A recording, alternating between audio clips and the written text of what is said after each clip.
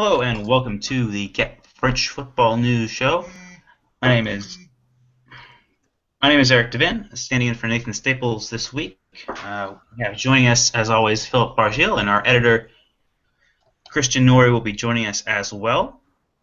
Starting with the news, Rennes got the Ligue 1 weekend off to, if not exactly a flying start, a result that saw them get a win at last, 2-0, with Gelson Fernandez and Abdoulaye Doucouré on the scoresheet, as Angers will surely have rued a missed penalty late on. Saturday's matches started off with a bit more in the way of attack in Paris. The champions overcame their midweek defeat to Real Madrid in fine style, becoming the beneficiaries of some truly horrific defending to beat Toulouse 5-0.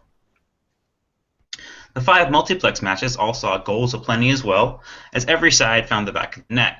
Lille earned a much-needed point at home, 1-1, thanks to substitute Djibril Sidibe, after Bastia had opened the scoring with a fine goal from Gael Danic. A red card given to Sofiane Boufal late on may be of more immediate concern, though, with the winger set to miss the next 3 matches. Andy Delors and Julien Ferre were on target for Caen, getting a win at home to Guingamp, who did manage to get some redemption late on through Dorian Levesque, the match finishing 2-1. Lorient ran riot over hapless Troyes, 4-1 at the Moustois, Benjamin Mukanju netting twice to become the surprise league-leading scorer heading into the international break. Troyes, meanwhile, remain winless and are now 8 points from safety with just 13 matches played. Montpellier and Gazélec continue their turnarounds, though, with La Payade stretching their unbeaten run in the league to 4, thanks to a late Hilton header that saw them defeat Nantes 2-1, while the Corsicans won at Reims by the same score. Sunday saw a pair of derbies contested, and Valère-Germain's early goal was enough to see Nice pass a short-handed Marseille at the Velodrome 1-0. The Rouen derby had a bit more in the way of goals, although the identity of the score will have surprised many, as Alexandre Lacazette's hat-trick was all that the hosts needed to see off Saint-Etienne 3-0. Monaco were also undone by a lengthy list of absentees, Bordeaux claiming a much-needed 3-1 win at home.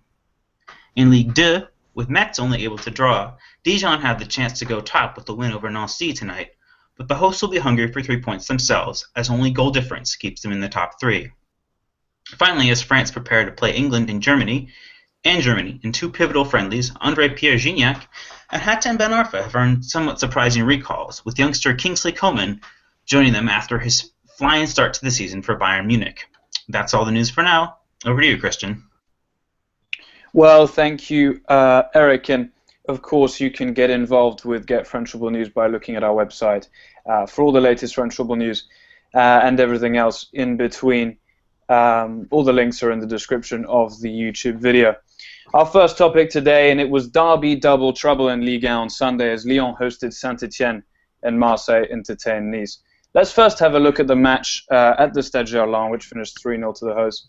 As that hat-trick hero, Eric, is it really a case of Alexandre Lacazette?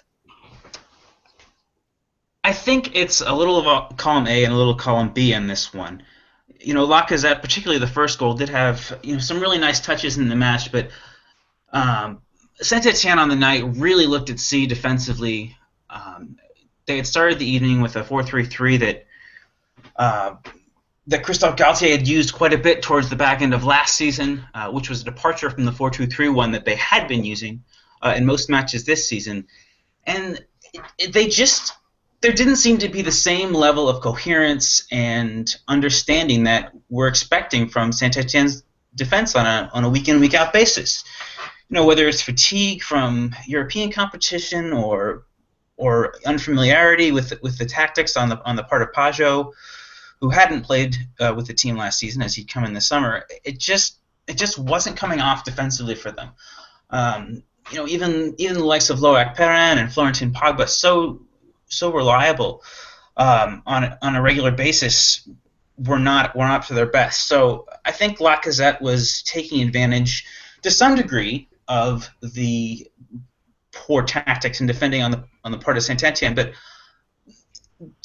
but the way that he celebrated those goals and the way that he was pushing to score, even in the 90-plus third minute of this match, showed that there's still, an inspirational player there willing and wanting to score goals.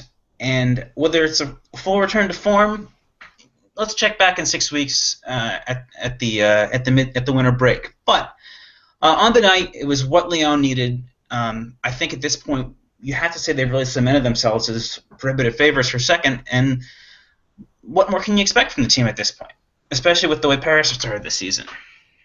Philip, is it not surprising that Lyon? Is it perhaps not surprising at all that Lyon are able to produce probably their first impressive Ligue 1 performance in such an important derby match, especially the final one at the Stade Gerland? And how impressed were you with Mathieu Valbuena? Maybe not from a purely performance point of view, but certainly from a mental point of view after the week that he's had. Well, impressed or not, I wasn't particularly impressed by the game in general because I was expecting much more from this game. I watched Lyon against St. Petersburg on Wednesday, where they actually played quite well, created lots and lots of chances, but couldn't score open goals. And then you had Saint-Etienne against Dnipro, and they were quite good. And you were actually expecting one of those 1-0 wins for Saint-Etienne. Actually, that was kind of my prediction, that Saint-Etienne could play quite tight at the back and nick the odd goal. And that just did not happen. And the defense was poor. Lacazette's goals were all fine. They're not a problem. But he was scoring those for fun last season, and this is why I completely agree with Eric. It's not Bacazette just yet. But I mean, those goals had to be taken. He took them well. I'm quite positive that most players would have put that second goal over the bar and not in the back of the net. It wasn't as easy a tap into, not really a tap in, but not as easy a chance to take as it looks, and the third was well taken as well. Valbuena did work around him quite well, and I think in the attitude he was quite good. We'll talk about it a bit later in the show about everything that's going on in his personal life and how he actually had a pretty good game, and it's good that Fournier actually gave him, didn't put him on the bench or anything. He thought he was fit to play in a Lyon versus Saint-Etienne derby, which is a big game. It's one of the biggest games of the season, and it proved because Valbuena played quite well, and that enabled Lyon to get to really win against their rivals, which they desperately needed. Eric, were you disappointed by the approach that Christophe Galtier's men took? It seemed to be a little bit like, let's wait and see what Lyon are going to throw at us in that first half.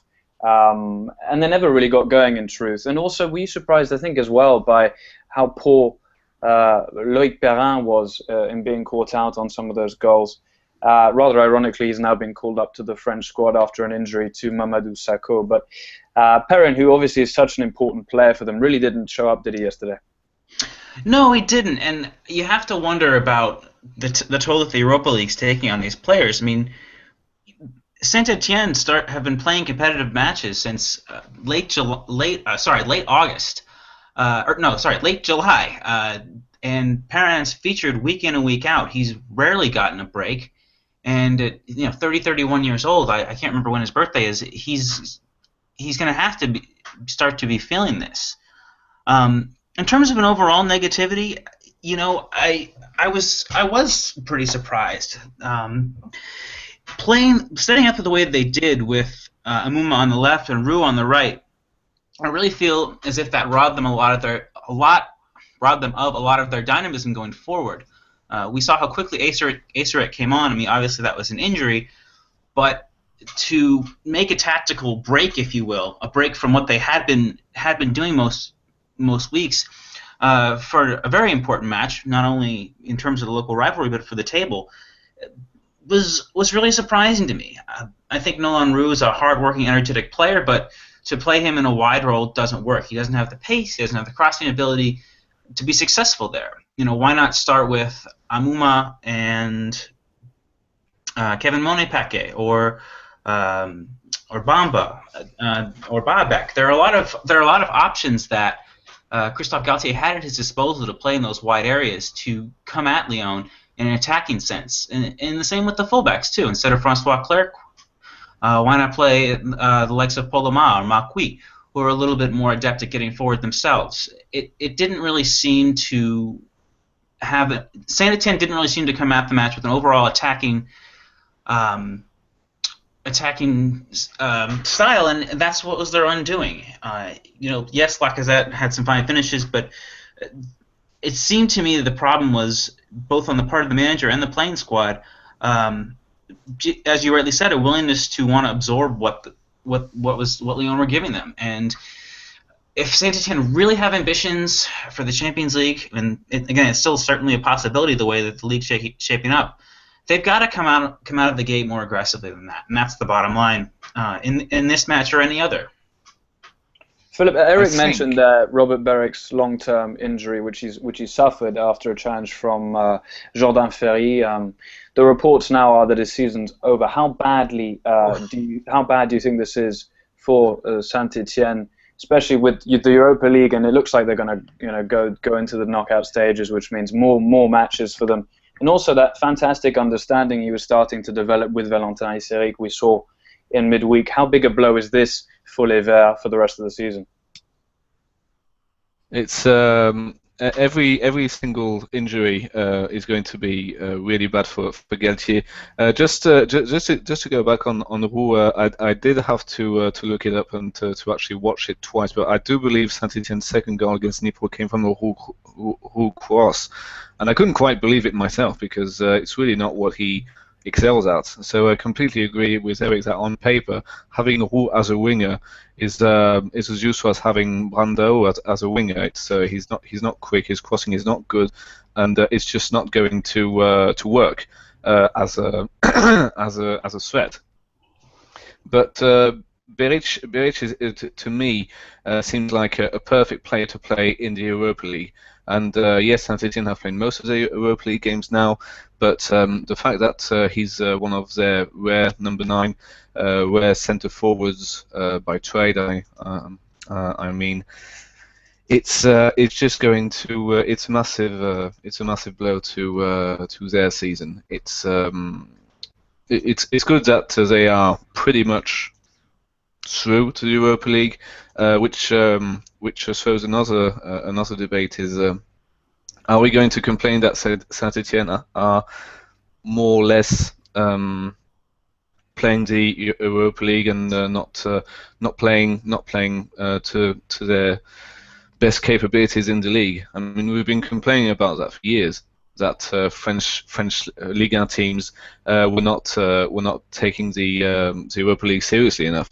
And there we have a side who is really taking it seriously. They went to Ukraine, they won at Dnipro, and they convincingly beat Dnipro. But on the other hand, yeah, they were up against Lyon, and it's disappointing. But I don't think a lot of Ligue 1 teams have the luxury of doing what PSG can do. I mean, even Lyon's squad is barely, shall we say, strong enough to juggle with those two competitions.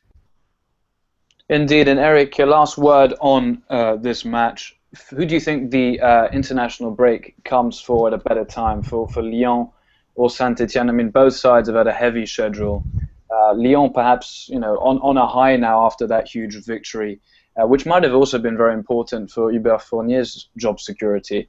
But who do you think is most happy to have this international break now? I think it has to be Lyon. Getting their full squad back to fitness is going to be really important for them. I mean, Henri Bedemo, we saw him come on. The ability to rotate the fullbacks, both on the left and on the right, is going to be really important. Maxime Gonalon left the match with an injury. To not have a midweek European match, I'm sure, is a welcome sign for him as well. So I think that Lyon have to be ready to get the squad back to full health and hopefully use this performance as a platform to really kick on in the league. Well, there Just was one a last word yeah, on no, injuries. We were talking about Beric. I seem to have read this weekend that Fekir's injuries is worse than what it was planned. I seem to read an article yeah, that it was a bit months delayed. So I think we were talking about April, something like that. yeah, perhaps even later. Um, Perhaps even later. Yeah. So yeah, he's inclusion now to out. Euros looks a bit. Yeah, he's now out for Euro 2016. Exactly. Yeah, that's also a big Mm, blow. yeah. So there was, of course, another derby match yesterday in Ligue 1 involving two Côte d'Azur sides. Marseille played host to Les Aiglons, who ended up winning that game 1-0. It was a bit of a sort of shock, I think, to the Marseille system, especially considering a steady increase in terms of improvement in performances of late. But throughout the game, they simply showed an inherent lack of creativity, and that's probably the most worrying thing about this result for OM, Eric. Well, yes, but it has to be taken with a grain of salt. You're missing Cabella, you're missing Alessandrini, you're missing Diarra. You have Barada coming into play, and Lucas Ocampos, who was really poor on the evening, in their stead. So it's a problem, yes, but this isn't the Marseille team we're going to be seeing week in and week out. Between injuries and suspensions, they're playing shorthanded. Should they have shown a little bit more fight in a match that means a lot to their fans? Yes, but I don't think that it's down to anything other than injuries and suspensions that happened to coalesce at just the wrong time for OM. Philip, one player I want to pick up on, especially from Marseille, is Lucas Silva, who's obviously on a season-long loan at the moment from Real Madrid. He had a particularly poor half, I thought, at least, and hasn't really adapted very well. And I think we saw, especially with the Nice goal, the Germain goal, that without Lassana Diarra, that deep-lying midfield proved really vulnerable. Are you surprised, perhaps, by Lucas Silva's poor start to Liga and life in general, or do you think that simply it's about a period of adaptation and that this loan spell will still prove fruitful both for the player and for Marseille? Actually, I am surprised because it's he's from the Real Madrid academy, and he looked quite sharp last season when I saw glimpses of him. But I think in Liga you get less time. Probably, I'm not going to say on the ball, as you can get plenty of time on the ball in Liga, but there is this shall we say tactical shall we say tactical obligations that foreign players are not quite comfortable with, for starters. And I think this is where Lucas Silva has not been quite as good as, shall we say, someone who has been trained in French academy, just showing not precise enough passing and not doing enough protection of the back four. So I'm not quite surprised, but since we're talking about the Real Madrid youth product, you would think that he'd be great, but just goes to show that if you're not used to Liga, it's not going to be. Yeah. Just a quick correction. He came from Cruzeiro. He's not a Real Madrid youth product. He was brought in last year. But he did play for Real Madrid, didn't he? Yes, but he was brought in last winter. Okay, sorry. My mistake, because I watched him, second half of last season. So that makes sense. Sorry about that. So, yeah, I guess I'm not completely surprised about this poor tactical, shall we say, positioning and choices, basically. That yes, he does have a lot to learn when he's playing alongside someone like Lassana Diarra. And if you were to say, Philip, right now where you think Marseille are going to finish in the Ligue 1 table this season, where would you pick? Still quite optimistic because, like Eric said, they did have a lot of injuries. So I'm going to say between 7th and 10th, which is top half. So it could be viewed as very optimistic or very pessimistic. But I think this is more or less where it's going to. And it's quite a tight table. When you have the bottom four, and then you've got quite a lot of sides who are in it together. But Marseille do show they have a good defense when Rekik and Kulu are playing, and the midfield with Diawara is quite good as well. And Batshuayi, he can score, but there was just this lack of creativity, and much of it, like Eric said quite rightly, was down to Alessandrini not playing. Eric, let's turn our attentions to OGC Nice now. They were on a poor patch of form leading up to this match, and for sure this is a morale-boosting victory. Surprisingly, they've been quite inconsistent against poorer sides in the league recently. If you look at the loss against Gazélec Ajaccio, then midweek they played Nantes and were quite poor in that match. How far do you really think they can go this season? And is it about being slightly more versatile, approaching different Ligue 1 opponents in a different manner, or is it simply about individual performances not being consistently impressive, as perhaps you would expect considering the tender age of the overall squad? I think your last statement there, Christian, just really hit the nail on the head. I think that this is, we've seen the success that Lyon have had playing this fairly similar Diamond 4-4-2, but like Lyon, a lot of these players are very, very young. Coziello, Le Marchand are pretty young. Mendy and Seri are some of the older players in the back half of the pitch, and they're only 23. Obviously you've got quite a bit of experience with Ben Arfa and Germain up top, and Paul Bice in defense. But on the whole, I think these players are still getting their feet wet in the league. Even players that have been consistent on a regular basis, the likes of Seri in particular, are still new to the league, and there's still going to be somewhat of a learning curve. Just coming from the Portuguese league to France, it's a much more physical league, and just kind of getting their feet wet and seeing what this is all about. But I do think that with the combination of Germain and Ben Arfa up top, you have a really dynamic front two who show that they can really play well off each other, and that I think those two in particular have given Nice enough to really have hopes of a European finish this season. They just completely agree on that. It's only been a 3-game blip. The loss at Ajaccio was a shocker to all of us. We never really considered Gazélec winning their first game of the season against Nice. I believe it was their first game of the season. The draw against Lille was quite. The game was quite negative, shall we say, and Nantes was actually a surprise as well. So now, to me, it's back. It's just back in business, and they really seem to do very, very well, especially away from home. Because in that run, in those last 8 games, the only home win they had was against Bordeaux, 6-1. So I think it's going to be a good season for them.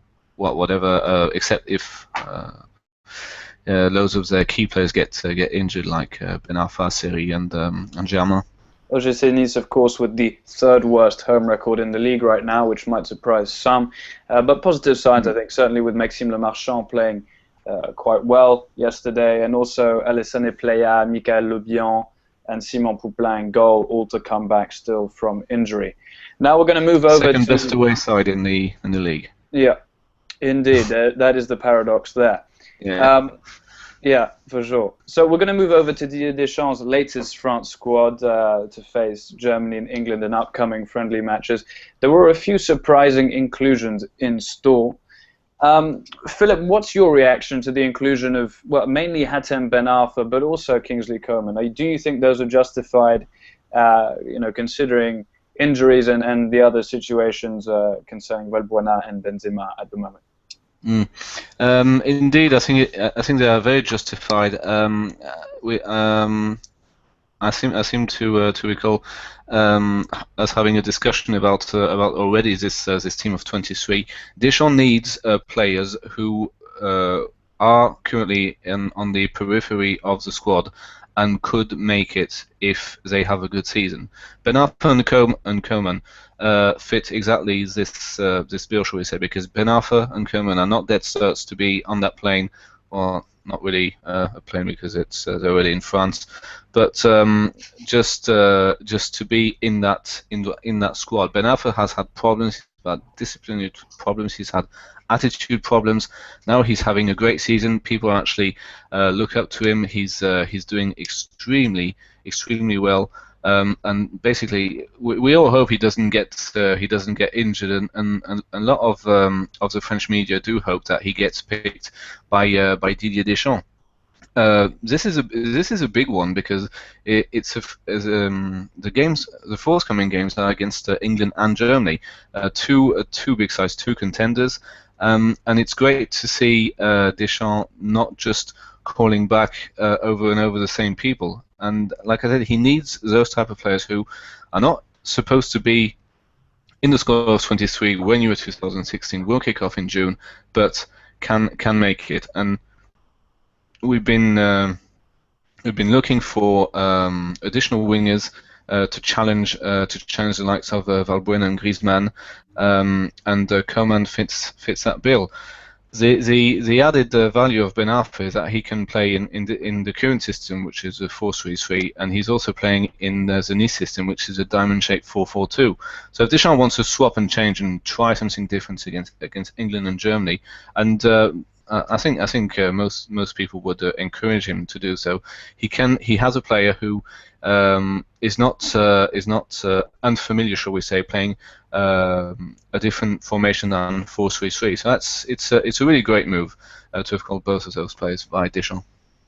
Eric, it's quite interesting to compare the sort of position that Hatem Ben Arfa is in at the moment and Dimitri Payet. Both approached their non-selection up until this point in the French squad in the media in very different ways. Ben Arfa was always saying, if it comes, it will come. Dimitri Payet saying, I don't understand what I need to do in order to get into that squad. There's no doubt that Deschamps does monitor the press quite attentively. Obviously, Payet is now out.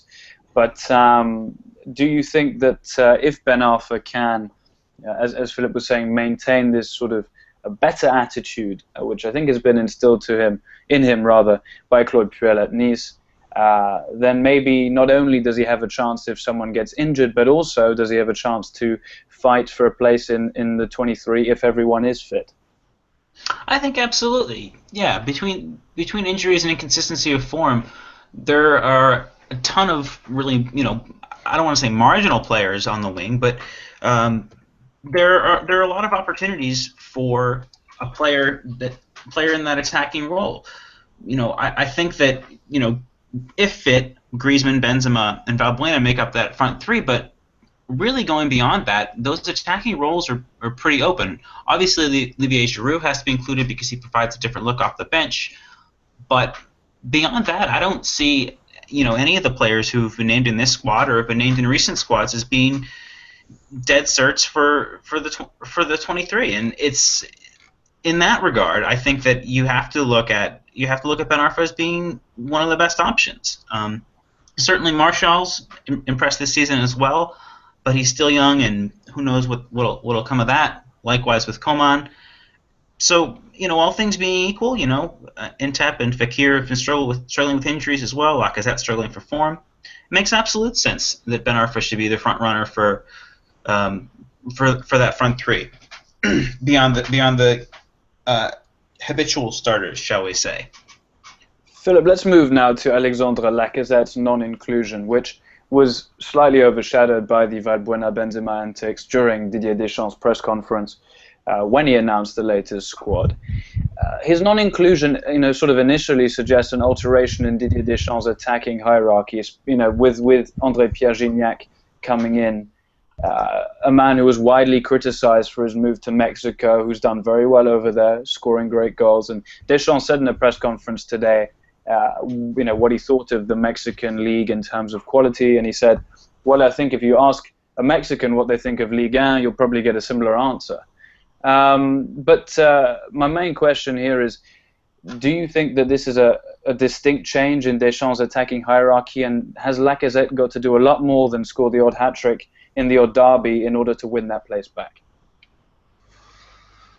I think it's going to be. Well, that's a very tough question.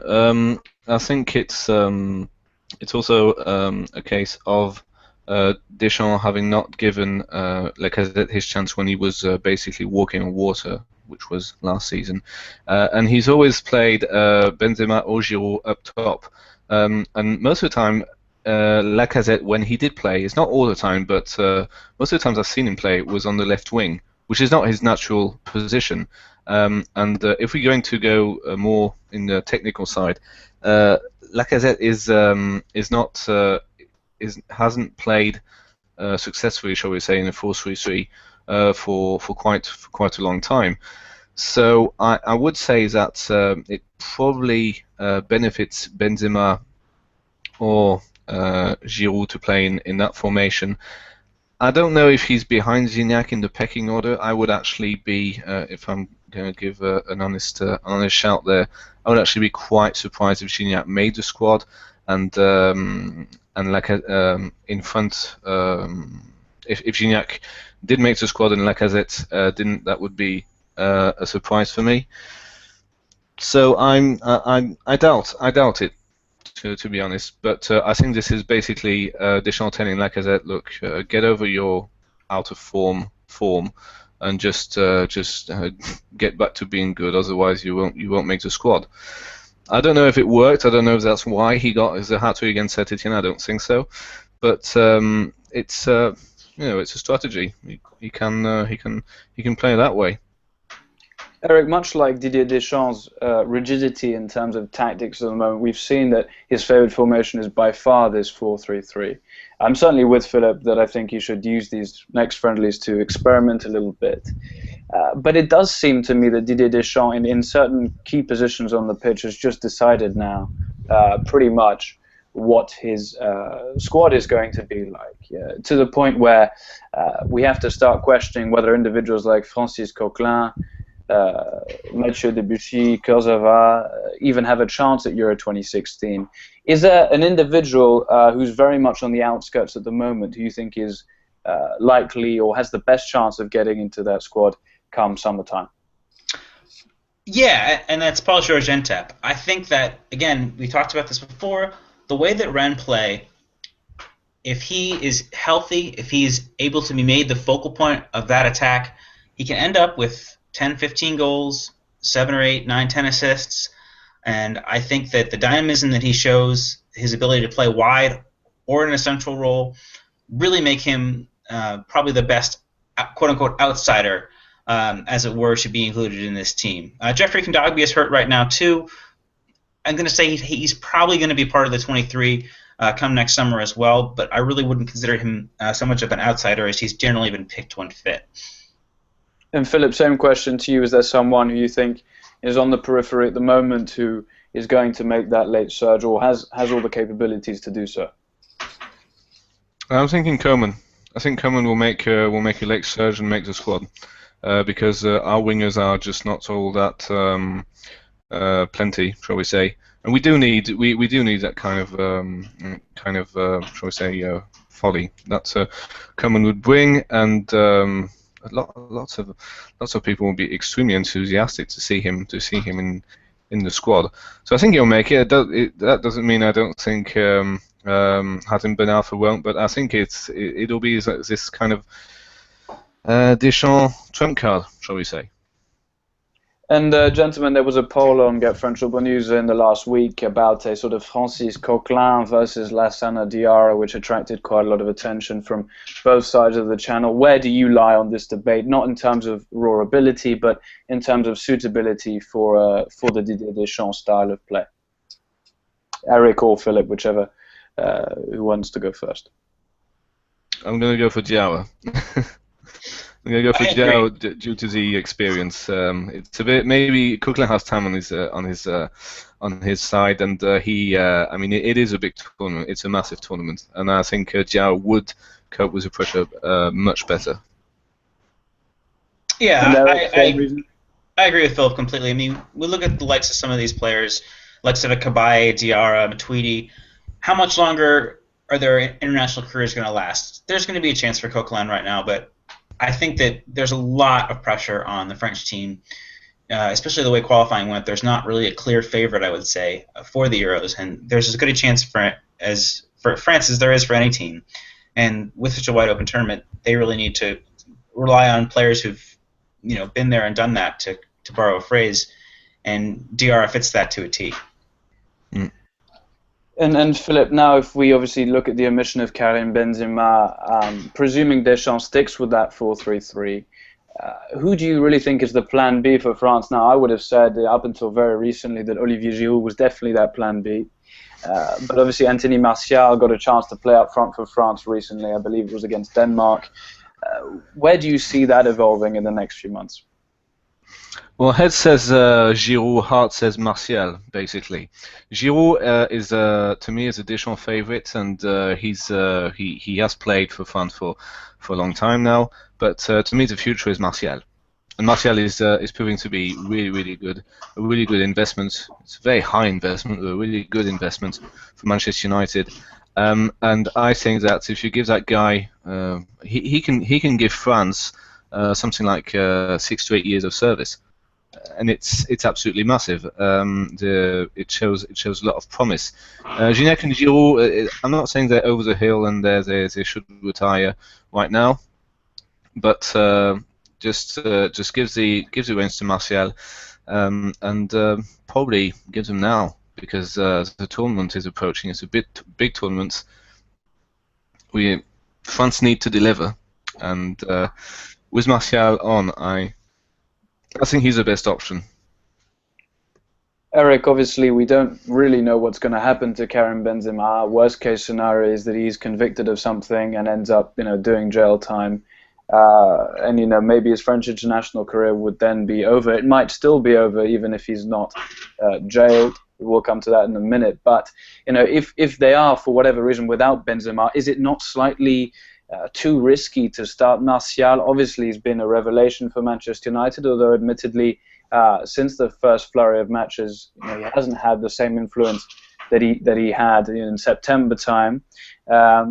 Is it basically too much of a risk to play Martial, and would it make more sense to play Giroud, who also is not having the greatest time of things at the moment? What does he do, Deschamps, if Karim Benzema is out of the picture? Oof, it's a really, really tough question. I don't think that Giroud, because of his lack of pace, is best fitted for a 4-3-3. I think he makes a lot of sense off the bench. You have a fairly quick and dynamic front line of Valbuena, Griezmann, and another striker. In this case, I think it should be Martial, but in a moment. And then you can bring Giroud on as an impact player off the bench to use his physicality, use his bulk against a tired defense. But I think from the outset, unless France are tasked with some horrible result in the first match or two, let's hope that Deschamps uses these friendlies and the March friendlies to sort out A, what tactics he's going to use, and B, what his starting 11 are going to be. It may be by the time the March friendlies roll around that there's nothing to this Benzema situation and he's back leading the line. But if he's not, I think Martial deserves a chance. He's the type of young player who's going to have the confidence of the crowds behind him. He's played well in a 4-3-3 at Monaco. He's not really playing in that system at Manchester United, which could lead to some explanation of his poor form. But we saw last year with Monaco playing with Ferrer, Carrasco, and Silva on the wings, both of them also able and willing goal scorers, that there's some mirroring their abilities to those of Mathieu Valbuena and Antoine Griezmann. So it makes sense. He knows how to relate to other players playing within this system, and I think that a level of interchangeability, if you will, is going to be really key for anybody who wants to be included in Deschamps' starting 11.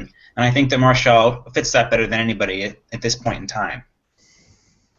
And there's no doubt that these two friendlies are certainly the most high-profile France have had, certainly in terms of matches since the World Cup. So it'll be a good indicator to see against Germany and England where exactly this Les Bleus side are. Moving quickly on. Well, France have Holland next after those. I think they have Holland, but that doesn't look as daunting a task as it used to be. Somehow. Indeed, yeah. No, for sure. I mean, they've obviously gone slightly off the rails, missing out on Euro 2016, and now I hear that the manager has basically decided to ban most of the quote-unquote stars from future squads for the foreseeable future. Amazing. Yeah, but certainly, I mean, there's certainly 3 high-caliber tests for France compared to what they've been facing, with all due respect to Albania, etc. So there is no doubt that the biggest topic of conversation in the French football world in the last 7 days has been Karim Benzema's alleged involvement in the Mathieu Valbuena blackmail sex tape affair. It was a media-stopping story, and you know, in many ways, I think perhaps disappointing for French football. You know, with all these sort of scandals, whether it was Naizna or you know, retirement or bad boy activities, it all seemed to have dissipated, and we could have finally focused on the football. Philip, my question to you is: are you at all surprised by these revelations last week? You know, not necessarily in the nature, but just simply the fact that such a scenario could even have occurred. Well, first, I'm surprised the amount of media coverage it has taken, because I thought it was just a tabloid story, just to sell a few papers, but it made the evening news here, which is a really big deal. To see a football-related topic making the the business news, shall we say? So I was quite surprised about that. But if correct me if I'm wrong, Christian. But if we take this story, so basically, Valbuena has a sex tape lying around. It goes into the hands of the wrong person who's a convicted criminal with drugs and a long history with justice, and that guy happens to be one of Benzema's childhood friends, which puts Benzema in a very complicated. Yeah, absolutely. There's plenty of players in this team that can get goals. You know, whether it's Giroud, whether it's Griezmann, whether it's Pogba from midfield, whether it's Sissoko, there's ample opportunity for this team to score, and as well as being defensively sound. The likes of Laurent Koscielny, Raphael Varane, they have, you know, Sako is an option as well. There's enough in this team for France to win a match against just about anybody in the world 1-0, and it's tournament football. Anything can happen, and especially with, you know, again, as I mentioned, how unexpected results seem to dominate the qualifiers. This really is anybody's tournament, you know, from a group of 10 or 12 teams, and that's the really exciting thing about it, and that's why I think France have a great chance, with or without Benzema in the lineup. Well, indeed, and let's hope that this situation is cleared up as quickly as possible so that we can talk more about what we really love to talk about, which is the on-pitch action rather than what occurs off of it. Our final topic today is one which I think Philip will like especially. We focus our attentions to the bottom end of the Ligue 1 table to discuss the already emerging possible relegation candidates. I think the first team we've got to look at here, gents, is Gazélec Ajaccio. They have been hammered by every single French football media outlet for having absolutely no chance in remaining in Ligue 1 past this season. They have now won 3 on the spin. Philip, how have they turned this all around? What is the magic trick? I think they remained. We're going to talk about Troyes a bit later. I think what they did understand is that keep it tight at the back, because when you look at their, shall we say, I think it was 10 games without a win. I think it was.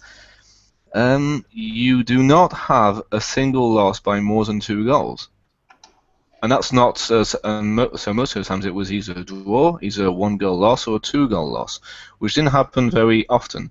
Saying this, I still have no idea where this Nice win came from, especially this Pujol goal, which was absolutely amazing, and the performance was great afterwards. Then they faced a Bordeaux side who actually rock bottom. Sagnol was not having a terrific time, but now they're even winning away from the island, away from Corsica. They're going to Reims and winning. Reims who actually started quite brightly, but they have won 5 on the bounce now. But the second goal from Zua is pretty good. So I think they kept the defense, and the manager kept this diamond shape 4-4-2. I think he switched formations between the run of 10 games without a win and when they started winning. And thought, hey, this formation works. We just beat Nice at home. Let's stick with the formation. Then they beat Bordeaux at home 2-0. They stick with the formation. They go and win at Reims. I mean, it's great. It really is great for them. And then they are. The next game is the derby at Bastia. Should be interesting, that one. It'll certainly be fiery. Eric, obviously the big question is now. If they win, they go over Bastia, just for. Making it extra spicy. But Eric, the big question is, of course, now. Philip was saying those 3 matches in isolation. I think all 3 teams were having slightly difficult periods, or well, Nice hadn't. Nice was the big shock, but Bordeaux struggling. Reims after their very promising start, and now almost being drawn into that very bottom half that very bottom even quarter of Ligue 1 at the moment. The question is, can they maintain this form, Gazélec? Is this the sign of things to come, or is this simply 3 fortunate matches falling like that? I think it's still plausible to say that 3 matches can still be considered good luck, and anything beyond that is a real change. Well, if you look at their upcoming fixtures, they've got Bastia away, Lorient at home, Montpellier away, Nantes at home. You could see them taking 12 points from those 4. Their fixture list isn't particularly difficult.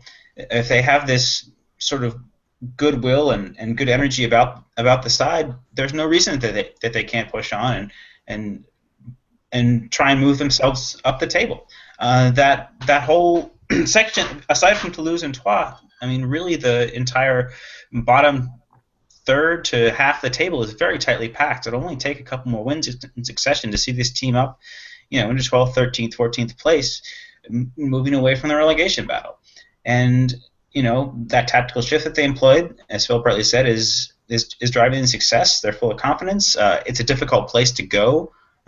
We can't rule that out in terms of the size of the stadium and the way that the fans are, fired up for their first time in the top flight. So.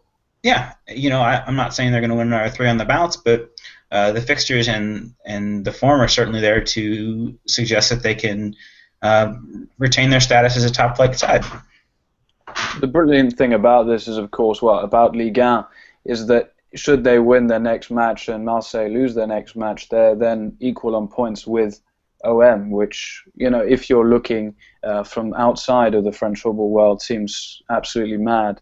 But I think that's the magic of this table, and people have been talking a lot about PSG's domination, how they won the league within the first 3 or 4 matches, but what that then does is create a very interesting 2nd to 20th place race, if you like, and I think the table numerically is certainly reflecting on that. Anyway, the other side we want to focus on, especially at the bottom of the table, is Estac Troyes, the side who have perhaps been the most pitiful this season. Philip, what has to happen here? They've been unlucky to a certain extent, losing their best defensive player very early on in Morricone to a long-term injury. But they just cannot get any of their cylinders firing at the moment. And does it need a change of manager in order to kickstart something, anything here for Troyes? Well, it has been five losses on the bounce, and the penalty they scored on Saturday at Lorient was their first goal in those 5 games, and it wasn't even from open play. So that's two goals in 6. It pretty tells you pretty much anything you need. It is one of the worst defense in Ligue 1. Toulouse is working very hard to contend with them, especially Saturday at 5. I'm still really looking forward to Troyes' challenge of being Ligue 1's worst side in history. Yeah, I think they've got a real shot there. Just to repeat myself from last week, Arles Avignon are the worst side in Ligue 1 history since Ligue 1 went back to 20 clubs, which was in 2002, and Troyes currently have 4 points from 13 games. So I think they can make it. I really think if they pull themselves together, they can make it. But seriously, it's been really poor. Losing to Marseille 6-0 on their first away game of the season just cannot be helping, and we just see how poor this defense is. I'm not sure if it's a Furlan thing. Furlan is not at this level. He's probably out of. I'm not even sure if he's out of his depth, but he certainly did a great job last season getting Troyes into Ligue 1. But I don't know if sacking him would be a solution. I haven't watched every game of Troyes, but I do. Yeah, if you tighten up the back, that'll be 50% of the problem solved. But on the other hand, it's only been 6 goals in 13 games, and that's pretty poor as well. That's really pretty poor. Eric, a last word on Troyes. Of course, the big problem is that they haven't found a consistent goal scorer. Corentin Jean, who was supposed to be the promising man to lead the line, has failed to do so. Missed the match last weekend with suspension. Are you a Furlan in, Furlan out? What has to happen here for Troyes? I don't know if there's anything that can happen. I don't think this playing squad's of Ligue 1 quality. And, again, looking at the fixtures, they've still got PSG and Monaco to play before the winter break. There are some winnable matches there, sure. They're away to Reims, they're at home with Toulouse, but I don't see any recourse for this team. Especially with Montpellier and Gazellec seeming to find their feet a little bit. They're in real danger of being cut away completely should both of those teams get to, say, 20 points before the winter window. Because I don't see Troyes ending this first half of the season with more than 7 or 8 points. And to be 12 points adrift halfway through the season just doesn't seem like it's a deficit that could be overcome. Just one last thing. I mean, Troyes was under the cosh of the DNCG this summer to not even be granted promotion by the league's financial watchdog, and it was only Corentin Jean's transfer to Monaco, and Monaco then loaned Jean to Troyes for this season. That only ensured that Troyes were able to have the finances to play in Ligue 1. And finally, I think we're going to have to discuss it at some point. Toulouse. I mean, I thought Arie Berger had them going quite nicely at the end of last season. I'm actually quite surprised to see them doing so poorly. It's been almost as worse as Troyes, because they won their opening game and there's been no wins. So 12 games without a win. So the question is going to be asked sooner or later. Are Toulouse heading for Ligue 2? Philip, if you were to pick off the top of your head 3 teams that are going to be relegated, I know it's an early stage and I'm sure your opinions will change, but who would they be? Troyes will probably finish bottom, and I would go for. I really don't want to say Toulouse, but at this moment I guess I have to, and Bastia. And Eric, same, likewise? Toulouse, Troyes, and Reims. They really haven't shown much in the last few weeks, and I really feel that they're on a very slippery slope down. A controversial last choice. to Yeah, nicely it was end. 50-50 on Reims. Yeah. I almost said Well, they're only 3 points away from the drop now. They've I lost. know. I'm not surprised not to have heard Marseille, and I'm sure the fans will breathe a sigh of relief. Although, And Lille fans. yeah, but Philip was pretty certain that Reims were going to go down last season, so So, you know. don't take our words for it. Anyway, that nicely ends today's show. Remember that we are now on iTunes and SoundCloud, so if you'd prefer to listen to the show through those mediums, we will put the links up in this video. Otherwise, have a very good evening, everybody. Bye.